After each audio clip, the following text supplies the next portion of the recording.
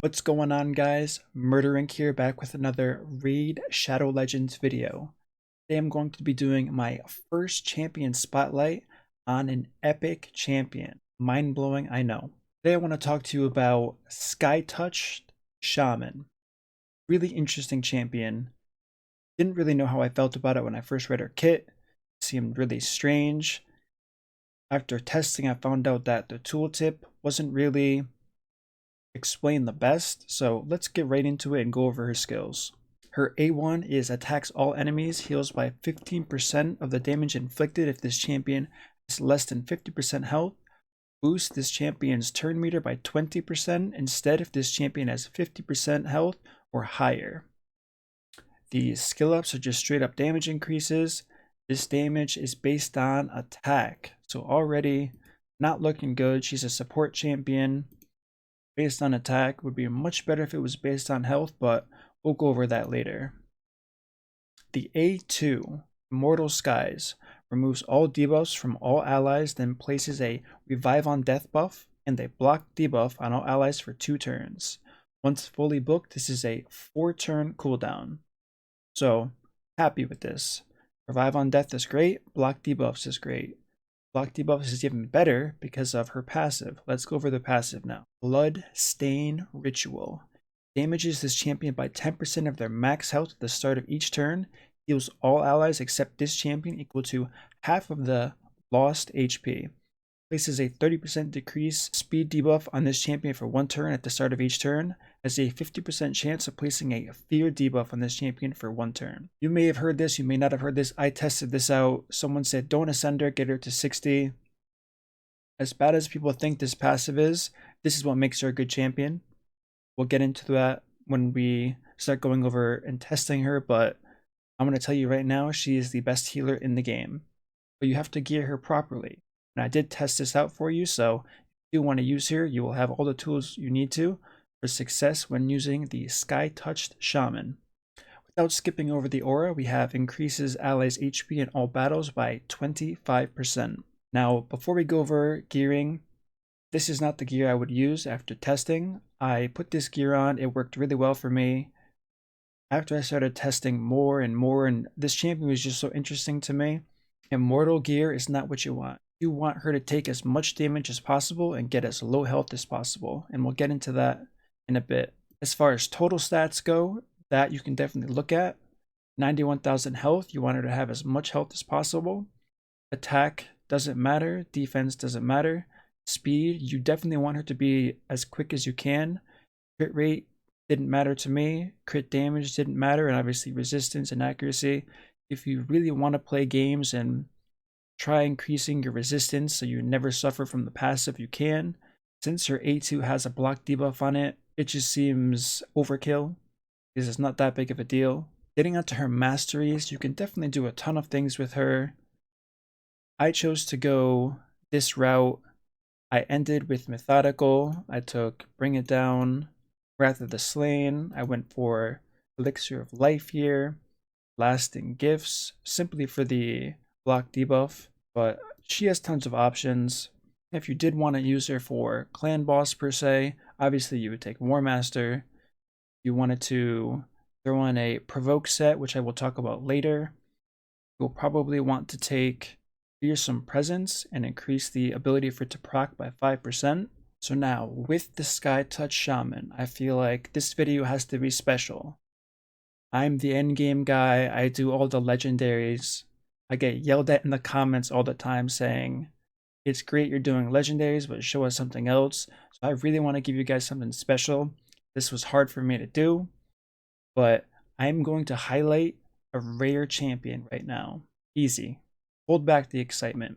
I found a rare champion that is literally endgame viable as far as dungeons go, which is insane. I was on stream and I was pulling shards and I pulled this champion while I was testing Skytouched Shaman, and I started reading the passive and I said, I have never seen anything like this before. So without making you too anxious and rambling, Ironclad. This is who we're going to talk about today. First of all, he looks sweet. For a rare, I've noticed this on multiple rares. They put a lot of effort into making his kit look really cool. So let's talk about what I did with Ironclad and what he does. A1 doesn't matter, 100% heal reduction, that's fine.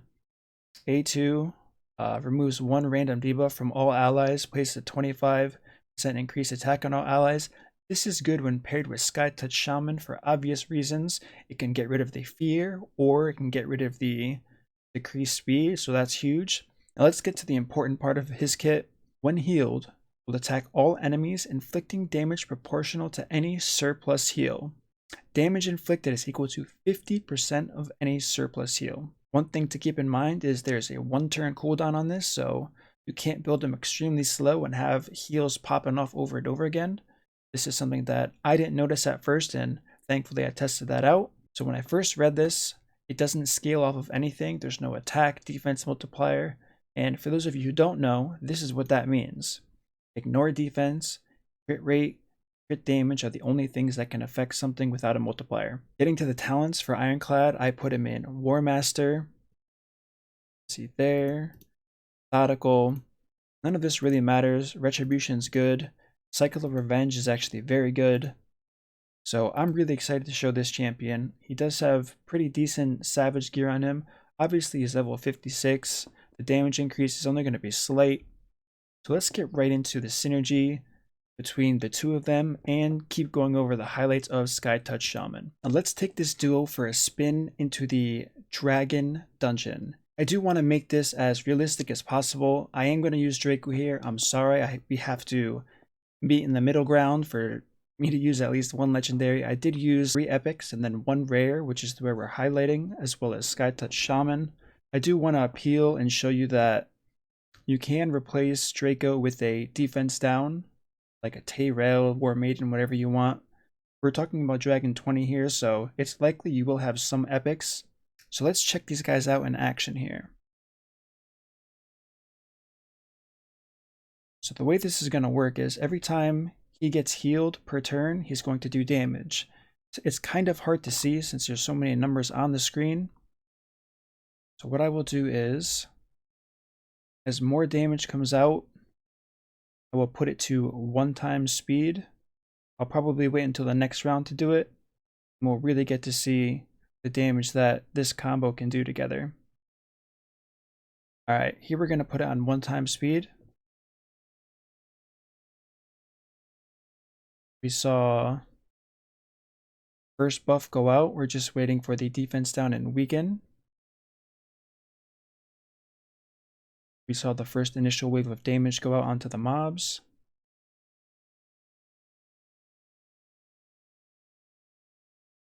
Now, as the shaman loses more health, the bigger her heals become. As we saw there, the Ironclad's damage is ramping up as her health goes down, as well as proccing the War Master on everybody. Really nice to see. And I'm really glad I found this champion. As you can see here, she is healing back up a bit, which is partly my fault due to having her in Immortal gear. Like I said, that was my mistake. I should have changed it, but I don't want to spend all of the silver with this artifact event coming up to find a gear set like the Provoke set, which would be ideal for her.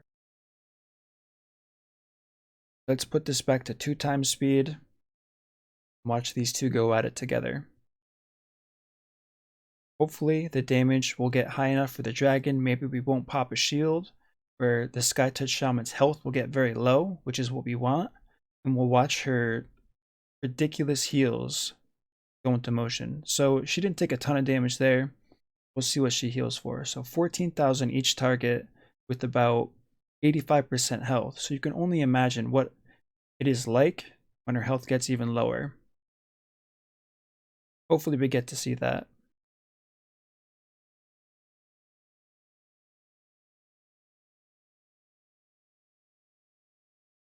Defense down, so she's still only healing for... I'm really surprised the dragon's not doing more damage. She should be healing a lot on her next turn through. I'm excited to see it. 51,000 to 49,000 heal per target. 1.2 million heals from Sky Touch Shaman at the end. 1.3 million damage from Ironclad. Dracomorph pulled out 1.8 million damage total. Now aside from Dracomorph, I did have it on 1-time speed. My dragon time was 2 minutes and 45 seconds. I don't have crazy gear on Sylar.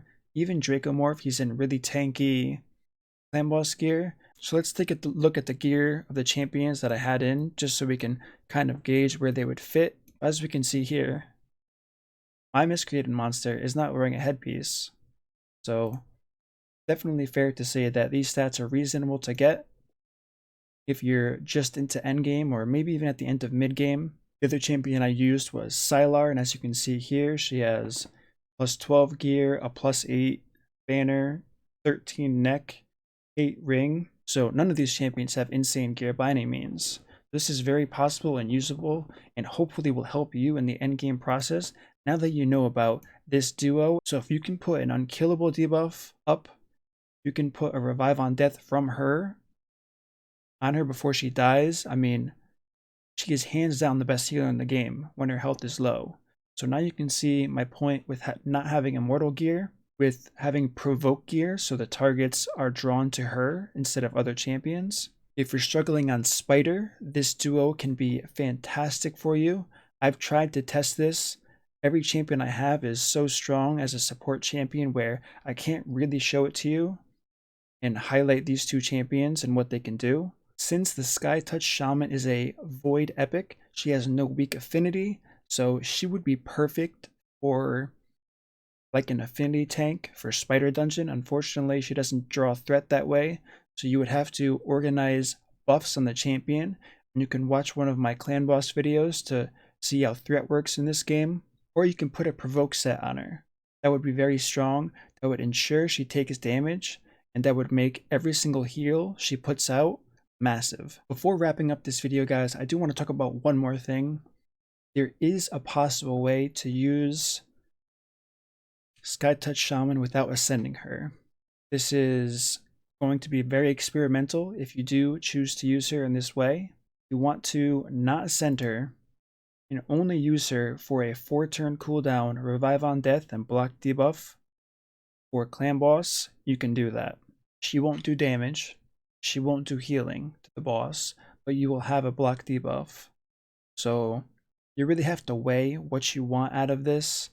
I don't recommend it. I think it's worth the risk if you really need her, especially in early game. She's such a good healer. If you need the healer, if you did in fact need a healer for a clan boss, I would 100% ascend her, toss some books into her. She can be such a powerful asset to you. And you can pair her with someone like a Steel Skull or an Apothecary, and they can save her when she gets too low. Unless you want to auto it, then she'll probably snipe the Skytouch Shaman and heal her up when it's not ideal. So I don't recommend that. So that would be my final point on the Skytouch Shaman. Let me know if after watching this, something popped up in your head and said, wow, she could be really good here, she could be really good there. I know I only really went over Dragon. I did mention she's good in Spider, I just can't show that due to the champions I have currently. I actually tried them in Arena on stream, and it was funny. Since Ironclad has a heal reduction, if they only have one healer and one reviver, you can actually use the Skytouch Shaman and Ironclad in Platinum Arena like I was doing, and just slowly whittle down the health of everybody, because Skytouch Shaman's health and healing is so strong that unless they one-shot her, she's gonna outlive anybody. Now that we went over the Skytouch Shaman, let's go over the final notes for Ironclad. If you don't have a Skytouch Shaman, you can use an Apothecary or a Steel Skull to proc the heals. Also, Doom Priest is another perfect pair with Ironclad. Keep in mind there's a 1-turn cooldown, so Ironclad does have to have a turn before he can reproc his War Master on the targets. If you are taking War Master, I highly recommend it. The raw damage alone isn't really enough. Alright guys, that's it for me today. Appreciate all the support on stream, all the new Patreons looking for account makeovers. You guys are huge. You are keeping me posting these videos every day. I'll probably move to posting twice a day due to all this support. So big thank you to you guys. Let me know what you thought about the video. Was this a happy surprise for you to see not only an epic but a rare champion come into the mix in my champion highlights? Hope you guys enjoy the video, and I will see you next time.